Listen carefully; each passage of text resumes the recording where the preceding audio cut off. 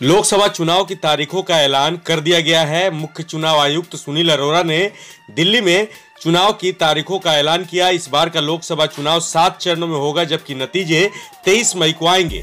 बिहार की बात करें तो बिहार में लोकसभा के चुनाव 7 चरणों में होंगे, यानी कि सभी 7 चरण में बिहार में वोटिंग होगी।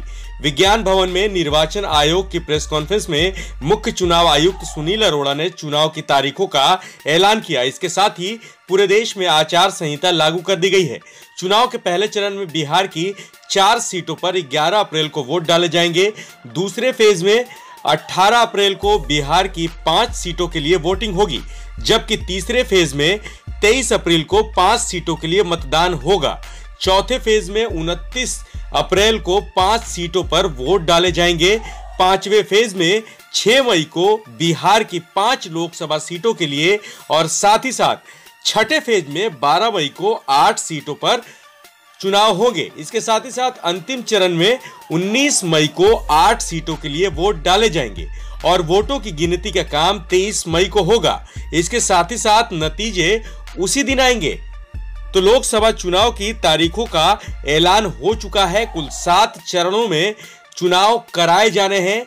आपको बता दें कि 11 अप्रैल से वोट डाले जाएंगे और 23 मई को नतीजे आएंगे। जिस दिन काउंटिंग होगी नतीजे उसी दिन आएंगे। चुनाव आयोग ने सोशल मीडिया पर खबरों को वायरल करने को लेकर के भी कई सख्त कदम उठाए हैं।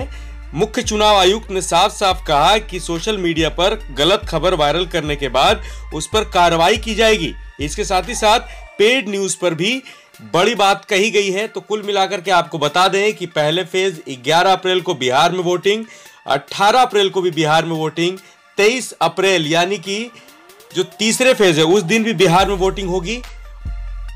यानी कि कुल 7 चरणों में से सभी चरण में बिहार में वोट डाले जाएंगे। द गरम पोस्ट की रिपोर्ट।